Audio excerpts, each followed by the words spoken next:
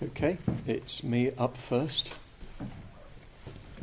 I've been cooking what I'm going to say to you for the last 24 hours, well, probably the last 67 years perhaps, but peculiarly difficult to heave something into my mouth. I think it's the nature of the subject. It's not just that it defies conceptual expression, it resists conceptual expression. It's almost as if everything that I think to say starts to laugh at me. But anyway, this is down on the programme, so I'd better have a go. There's another thing about it that's a little strange. We're talking about aesthetics. We're talking about essentially taste, what we respond to naturally. Well, at the moment, you're all looking at me. And you're going to have responses to all sorts of things about me and what I'm saying. And I can tell from your faces. Sometimes they're this way, sometimes they're that. But there we are, never mind. I've got my responses too, because I'm looking at you. So, yesterday I suggested that we focused on the aesthetic moment, that moment when we are transported into a sense of delight and beauty, engagement with the object. And I suggested we approached it in terms of a threefold analysis, a classic Buddhist analysis, in terms of what I'm calling the known, the knowing, and the knower. You can see it, for instance, in the Salayatana, the sixfold sense fields, where you have the organ, sight, for instance, eye, you have the visual object, and you have the visual consciousness. So that passes all the way through the other five sense fields. And indeed, in later Buddhist theory of mind, it passes into other kinds of consciousness too, in Yogacara. So it seems a very useful framework for examining our experience in terms of the point of view from which things are looked at, the vista that is perceived from that point of view, and the viewing itself. You know, there's the hill up there, Oyster Hill, which is a local viewpoint. Well, when you're up there, you're looking from a certain point of view, and you're seeing a certain scene. But unless you're up there, there's no moment, no aesthetic moment. The vista awaits being perceived from the point of view. Without a knowing, in a sense, there's no vista and no point of view. So we're going to be examining these three elements one by one. And today I'm going to focus principally on the known, the object of perceiving. The object of knowing, not merely perceiving. I'm expanding beyond merely perceiving. And I'm going to approach it from 3 points of view. I'm going to look at it, first of all, in terms of our actual experience of it, what it feels like, what the object feels like to us in the aesthetic moment. Then I'm going to look at it from a psychological point of view, and finally from a more philosophical or even metaphysical point of view. Of course, the first thing one has to say is that the object is particular.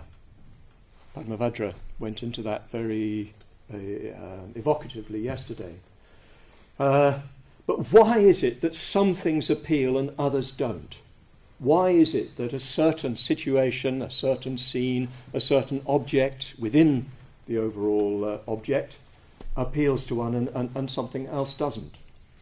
I think you'd have to say in the end, this is quite difficult to say. It's mysterious, and I don't think it's my job at the moment to go into that. In the end, I think, in principle, anything, any situation, any object can be the object of an aesthetic moment. Given the right circumstances, the right state of mind, and so on, any object can be aesthetically pleasing, albeit that aesthetic pleasure sometimes being quite subtle and sophisticated. I think modern art has been exploring this to a very great degree, and to sometimes I think a little overly conceptual in its approach, but nonetheless there is a great awareness that the aesthetic moves out of the frame, and that when one's looking at things, it's principally a question of the eye that looks, not the object that is seen. Although some objects seem to provoke that aesthetic moment more than others, and that's not a subject that I am going to go into, I think, during these talks. But you know that probably from your own immediate experience or your own experience. I went recently to the Miro exhibition at the Tate Modern, which made a very big impression on me. And I was in the room with those huge white canvases with just a single meandering line crossing the canvas, and a few shapes in primary red, blue and yellow. And to begin with, I wasn't quite in the mood for them. I went in and, I heard a little child come in and said, "Mummy, what are those? I could do that." And I was a little bit in that, what modern art sort of mood. But I got myself sitting down in front of them, and I began to respond to them, and respond to the very mysterious sense of what Kant called in relation to nature, purposiveness without purpose. Something was being expressed, a meaning was being expressed, but it wasn't a meaning that you could parse into language. And I was absolutely entranced, and seeing my mind fighting to grasp what I was seeing. And Miro had done something that completely defied that grasping. But what struck me more was that when I walked out of the gallery, I was seeing everything in the same way. I was seeing everything in that same aesthetic mode. So the aesthetic mode isn't pegged to the object, and yet some objects more successfully communicate that aesthetic moment, or provoke that aesthetic moment, than others. Sometimes it's simply natural objects, and especially nature itself. Get up on a morning like this with everything rimed with frost, silvered with frost, the steam rising from the surface of the pond.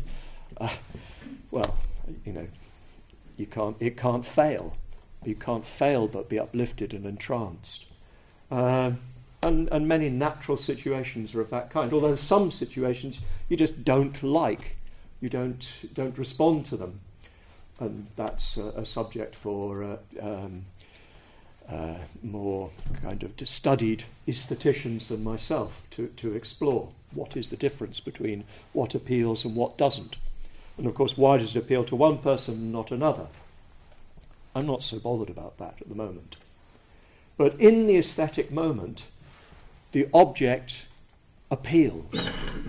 And that's the feeling you get. And this is what I want to explore now, the experiential aspect of the aesthetic moment. It's not that you think about it. It's not that you have to work it out. It just appeals. Appeals as in calls out to you, calls you to it. It invites you into itself. Of course, you don't always have that facility, and that's where critics can be so valuable, and aesthetic educators can be so valuable. People who do see that can often help you to see it. I mentioned yesterday this journey that I took from northern Hungary to Budapest with our Dhamma Mitra János, and him explaining the gypsy music that we were listening to, which he was obviously completely entranced by. And in his explanation of the way in which the voices were working together, the way the harmonies were working, the way in which different parts of the band were working sort of against each other at some points, just like Jugalbandi in Indian music, extremely subtle and sophisticated. And through his explanation, the music sort of came out at me and expanded in front of me and pulled me into it. Whereas before I'd just been enjoying the boppity-bop of it, as it were. But he showed me there's something far more than mere dance music, good dance music, but something far more than that, expressive of very subtle emotions and aesthetic appreciation. I remember again going to the Musée Cluny in Paris, the Museum of Medieval Art, with Bante. And we went into a room which was full of small carved ivory plaques. And, you know, there were hundreds of them. And, you know, frankly, I was sort of wondering, when do we get on to the large things that you can sort of easily understand? But Bante, in his very meticulous way, was examining each one. And I was trying not to show that I wasn't really with it. But at one point he just looked at one plaque and said, look at the shape of that figure and its interaction with that figure. And again it leapt out at me and pulled me into it. So an aesthetic educator can be extremely valuable, and I think that's one of the functions that we in our community need to be performing, helping people to know how to see beauty. But that's the effect that beauty has. It appeals, the beautiful object, the object of beauty. It appeals to you, it calls you. You don't have to sort of force yourself into it. You don't have to push yourself into it. You have to will yourself into it. Technique fails you. If you use a technique to approach the aesthetic object, you kill it. If you think about it, you kill it. You know, so much criticism that you read in the papers and so forth, the criticism of a film, for instance, that you've seen, and they're so intelligent and so clever about it, and they see things that you hadn't seen. You think, they didn't actually see the film. They're so busy preparing their copy for the next day that they never really let the film appeal to them. And a lot of criticism, I think, is of that kind. It's mere cleverness, as frankly as a lot of so-called art. It's mere cleverness. It's too much thought, not enough direct aesthetic experience. But yes, the aesthetic object itself appeals. It draws you in. It calls you. It grabs you sometimes even. Sometimes it's much more subtle, more seductive, just enticing you very subtly, very gently. Sometimes it comes out and pulls you. And it pulls you with a strong sense of delight. Even sometimes an unpleasant object. You know, for instance, you can't exactly call the last scene of Hamlet a bundle of laughs. You know, the stage is littered with bodies. But there's something so deeply satisfying about the whole play that it passes beyond the superficial unpleasantness of it. Well, Jana Varcha gave me a film to watch quite recently, Calvary, by an Irish filmmaker. It's an extremely good film. And it ends with a very unpleasant shooting. But although it's shocking and horrifying, you never feel that it's just something unpleasant that you're being forced into, like so much horror stuff is. It makes complete aesthetic sense. And even the very shooting of that unpleasant scene calls you into a deeper meaning. So yes, it's pleasurable. That's one of the wonderful things about the aesthetic approach to Dhamma, that it's pleasurable, it's delightful.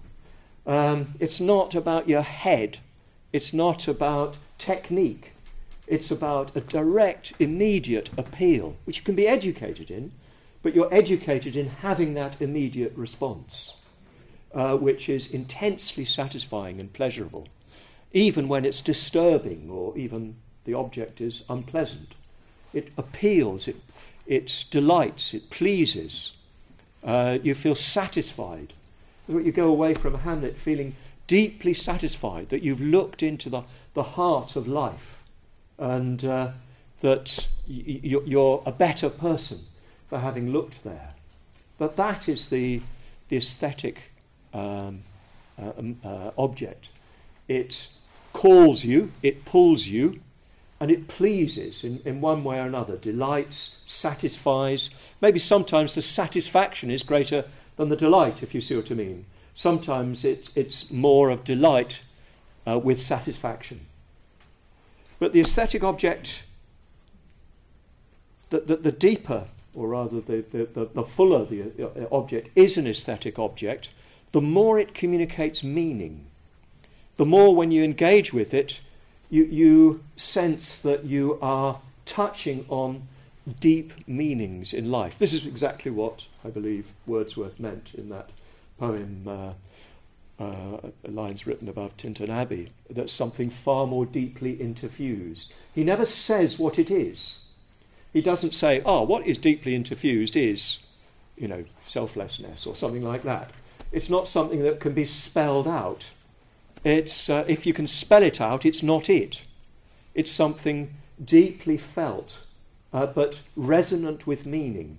You feel you're touching on the pulse of things, of existence, of life. You feel you're in touch with the heart of things. And in the aesthetic moment, you're satisfied with that. You don't come away from the painting or the film or the play or the poem giving it a meaning. You didn't say, this meant that, this meant that, this meant that. Because that would be to lose the meaning in too shallowly stepping into concepts. Concepts can help to look, but in the end, the felt meaning, to put it that way, is what is important. And what Bhante suggested in that, in his account of art as a distinctive emphasis of Triratna, Bhante spoke of the capacity of art to communicate Dhammic insight even. And this is the way it does it. It communicates meaning. How it does that, in a way, I would rather not know. If you see what I mean. If you know how it does it, in a sense you've lost it. It's become a technique. It has to be, at every level, somewhat beyond your capacity to entrap it in words. That was my experience with Miro in that exhibition. That he was sort of saying to my conceptual mind, my intellect, which is, probably the bit that I approach life with foremost. It was just saying, go away, you won't get here with that. And the best of art, the greatest of art, the deepest of art, and of the aesthetic, defies conceptualization. That's why I'm having a little bit of difficulty getting myself onto the platform, because I'm aware I'm going to be using a lot of words to talk about what I should really be singing or dancing or reciting, or perhaps just shutting up. So the aesthetic object has these three characteristics. No doubt there are more, but probably in those three characteristics I think we get at the core of it. It appeals, it pulls us. We don't have to push ourselves into it. If we push ourselves into it, it dies. It delights, it pleases, it satisfies, even if it's not superficially pleasing.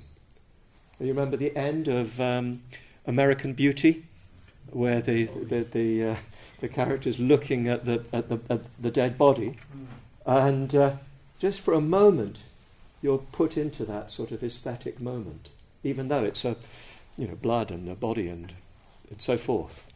So yes, it satisfies, it pleases, and especially it does so because it communicates meaning. It communicates deep meaning from the heart of life itself. So let's move on. Gosh, there's so much more one could say about that. I'd love to descant further upon that theme. But let's move on to the psychological dimension of it. I'm not going to say very much about this, but I think there's some useful sidelights from later Buddhist psychology, Abhidharma psychology. I know about this because I've just been preparing a book on the subject. Yogacara psychology, following on from more basic Buddhist Abhidharma, speaks of two processes whereby we distort and falsify the objects of our experience, the objects of our perception. The first way we distort them is we contaminate them with craving and hatred.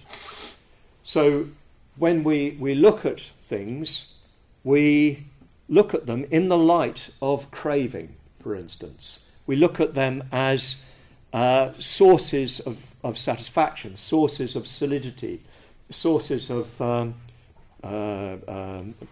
enduring happiness, enduring security. So we distort them. We slightly bend them out of shape. We don't see them as they are. We slightly bend them out of shape by our craving or our hatred. Because when we see them as hateful, we don't see what's really there. We see the painting of our hatred. This is fairly commonplace, I think. I needn't dwell upon it. So obviously, in the aesthetic moment, we don't do that. In the aesthetic moment, we let go of craving and hatred to some extent. And I'll have more to say about this tomorrow. Or you could say, and Padmavajra will probably want to say, you transcend them. Even your hatred or your craving sort of pass beyond themselves. But they cease to distort. You experience the object cleanly without ignoring its unpleasant aspects or ignoring its pleasant aspects, if you know what I mean. Because in craving you ignore the unpleasant, and in hatred you ignore the pleasant. But there's another kind of distortion which we do, and again we'll have much more to say about this tomorrow. We see the object in terms of its interest to us. Of course, that's what's going on with the contaminated craving. But this sort of distortion is much more to do with grasping. Even when we don't crave, even when we don't hate, we grasp onto the object as something real and permanent and outside us. So in terms of the psychology of perception, and the psychology of consciousness, contamination and egoistic distortion are the two ways in which we falsify our experience. Aesthetic experience begins to move beyond that. We stop contaminating the object and we stop egoistically distorting it. I'm just hinting at that now because I'm going to have more to say about this when I talk about the knower, probably tomorrow. But I want to move on to the metaphysics of it, or the philosophy of it, with quite a bit of trepidation, because I want to do this fairly briefly, and it's a very substantial topic. But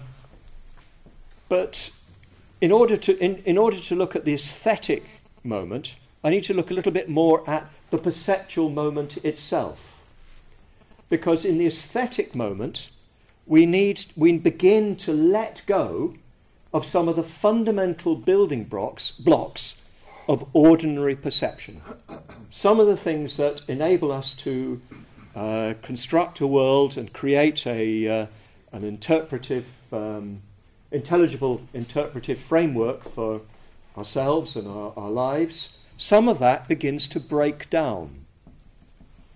So when we perceive, what we do is we, from just a very basic common sense point of view, we take in the data of our senses and we construct out of that an intelligible world, a world made up of objects and distributed in space and time and arranged in terms of causality, of causation. We see things as related to each other. We see them in terms of their distribution in space, related to each other spatially. We see them distributed in time, related to each other temporally. That's the basic building block of our ordinary perception. It happens naturally. It's what has been called the original disposition of the mind. The mind just does it. You don't have to learn how to do it, or rather you do learn how to do it, but in a completely natural way in relation to your mummy and daddy and the people around you. It just happens. You slowly learn how to interpret the world in terms of out there, in here, over there, this, that, and the other. You samnya the world, you interpret the world and differentiate. You break up this undifferentiated flow of sensory experience into bite-sized munches, into discernible units which you then relate to each other. We do this completely naturally, spontaneously. And that is the arena for our ordinary lives. In fact, we're part of the arena, of course. But it sort of, even that is part of the interpretive framework. We see ourselves as having this interpretation. And again, we'll look more at that tomorrow. So we see the world in terms of space and time. It's out there, and it's coming from there, going to there. We see it in terms of relationships between things, that this is related to that, this comes from that, this gives rise to that. Without us being necessarily very good at it, we do understand the world in terms of causal connections and relationships. You couldn't perceive the world otherwise. It is part of the condition for our perception. It's a given. Subject and object, I'm in here having it, it's out there being had. Space and time, these are the sort of the containers for it. And causation, this is the relationship between the elements within it. We couldn't be awake, we couldn't be alive if we weren't doing that. When you have aesthetic experience, this begins to get broken down. It begins not to work in the usual way. It begins to be challenged. Of course, in our normal aesthetic experience, it only gets challenged, it only gets broken down to a certain degree. I believe if one can extend that aesthetic experience deeply enough and far enough, it breaks down utterly. But what we experience, for instance, is the beginnings of a breakdown between the subject and the object. We don't get so much of a sense of the object as out there and I in here. The object somehow moves closer to the subject. Of course, insofar as we're here and the object is there, space is still there, whether it's an audible or a visual or even an olfactory object. It's still, so to speak, out there. So space still is there. But the sense of time begins to fade or begins to expand and extend. So you begin to lose a sense of this as a moment simply as part of a flow of time. For a few moments, in looking at that Miro canvas, that vast Miro canvas, time, to say stand still would be to over exaggerate my own aesthetic capacity. but it certainly slows down and it begins to recede into the background. The thing sort of stands there a little bit outside the flow of time, or at least the flow of time slows down. Even stands still for a few moments. It varies from art to art. So, for instance, with music, certainly Western music, it's a little bit different with Indian music and even with minimalist music. The sense of the continuity becomes less important. So time becomes less of a significant factor. But in most art, the time begins to slow down. It moves out of its normal mode. And you cease to be concerned with the object as related to other objects, as being caused by other things. Of course, the object itself, when I'm saying object, I don't mean a single item, because, even a canvas by Miro has a number of different elements to it. And it's the relationship between those elements, of course, that creates the aesthetic moment, or gives rise to the aesthetic moment. But those relationships stand completely unto themselves. They have no relationship to causal elements outside. As soon as you refer to those causal elements outside, like how did Miro do this, you lose it. How did it get here? I wonder how they got it in through the door without breaking it. Or as soon as you start to think about causal factors, you lose it. But when you're just suspended in this, to some degree, timeless moment, with only the internal relations of the object before you, that is the aesthetic moment. But something a little bit more that doesn't really come out of what I've said so far, or does come out of it, but I need to pull it out.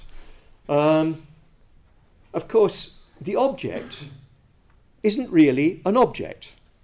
The object is not really out there, even in ordinary perception. You, my dear audience, are not really out there. You're not in here, fortunately, either. You're in a very mysterious state of suspension, somewhere between in there and out there. Anyway, stop, Subhuti, get yourself under control. Where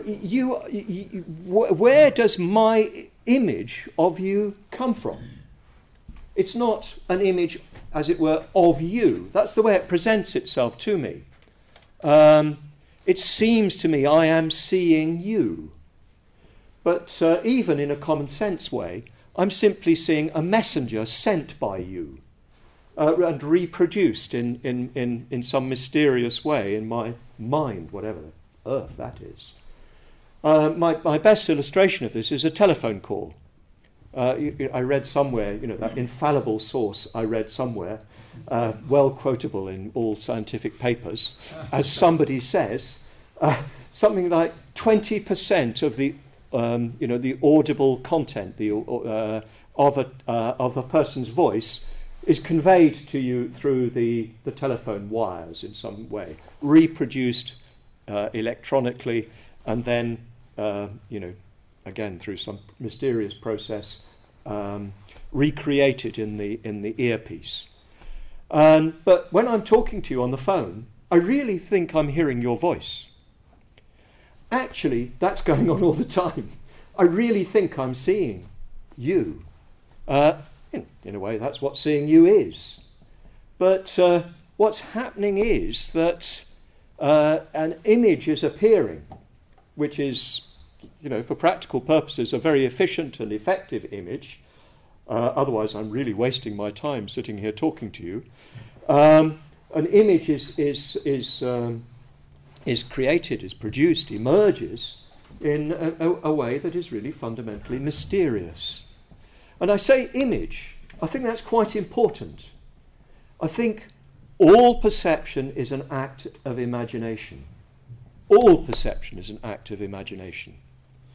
I get this insight from the excellent Kant, who speaks of imagination in these terms, that all perception ultimately is imagination. And then he speaks of art, as the aesthetic sense, as being the free play of the imagination, not bounded by the senses. But I just bow to Kant because he's such an important source for our understanding of the world today. So all our perception is an act of imagination. You could say an act of interpretation, but I prefer to say an act of imagination. What I'm seeing is an image. It doesn't seem like that, but it is that. It's just common sense. It doesn't take much to recognise that. There's light bouncing off you and onto the rods and cones at the back of my eye, going through the optic nerve to the visual cortex, and then emerges a visual image. An image. It's an act of imagination. So in aesthetic experience, what happens is that the imagination becomes liberated from its embedding, so to speak, in the flow of space, time, and causality. The act of imagination, the image itself, lives free from its context. This is not really fancy footwork here. This is something that I think you can directly experience. You take the data of your ordinary sense experience when you have a perceptual moment. When you look at the pond with the mist just smoking off the surface and the silvery gleam on the surface with the mist rising above it, the mist even reflected in the surface of the water. And you're pulled out of the moment. You're pulled out of your sense of what's going on. The more you can appreciate it, the less you're thinking of mist and ponds and cold days and so forth. The more you're simply drawn into the image itself, pulled out of the framework of our normal perception: space, time, subject, object, causality. You see the object liberated from its context.